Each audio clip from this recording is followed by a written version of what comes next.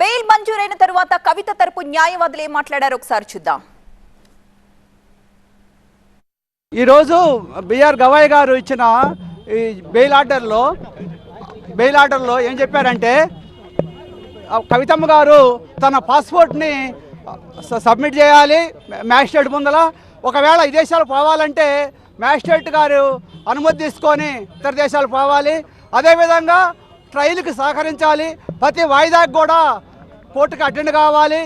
వీలైన వరకు తొందరగా ఈ కేసుని ముగించాలని చెప్పి బిఆర్ గవాయ్ గారు తీర్మానం చేశారు.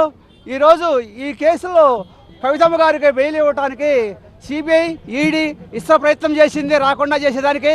అయినా కానీ ముకుల్ రోహిత్ గారు తన కేసులోని చాలా మహిళ 5 నెలల నుంచి ఆమె రిమాండ్లో ఉన్నారు. ఈ కేసులో సాక్ష్యాధారాలు ఆమెకు వ్యతిరేకంగా ఏమీ లేవు కనుక ఆమె బెయిల్ నుంచి జంప్ అయిపోయే అవకాశాలు లేవు కనుక ఆమెకు బెయిల్ ఇవ్వాల్సిందని పట్టుబట్టారు. 45 సబ్ క్లాస్ 1 మహిళ అనే కారణం మీద ఆమెకి ముఖ్యంగా బెయిల్ లభించడం జరిగింది.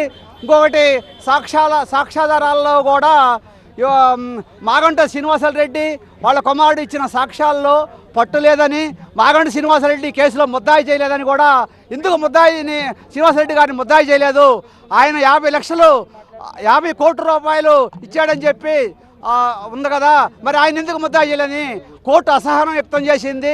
మీరంతా ఈ కేసు అంతా తప్పులు తడగ్గా నడిపిస్తున్నారు. సిబిఐ ఈడీ మీరు తప్పుడు కేసులు పెట్టారు. దీంట్లో ఈ కేసులో కవితమ్మ మీద ఏమీ ఉన్నట్టుగా మాకు కనపట్లేదని మందలించారు.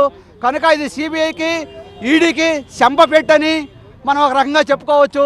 తప్పుడు కేసులు పెట్టి రాజకీయ కక్షలతో రాజకీయ నాయకుల పిల్లల్ని ఈ విధంగా ప్రభుత్వాలు ఇరికిస్తున్నాయని మనం ప్రజా సంఘాల తరఫున మనం భావించవచ్చు.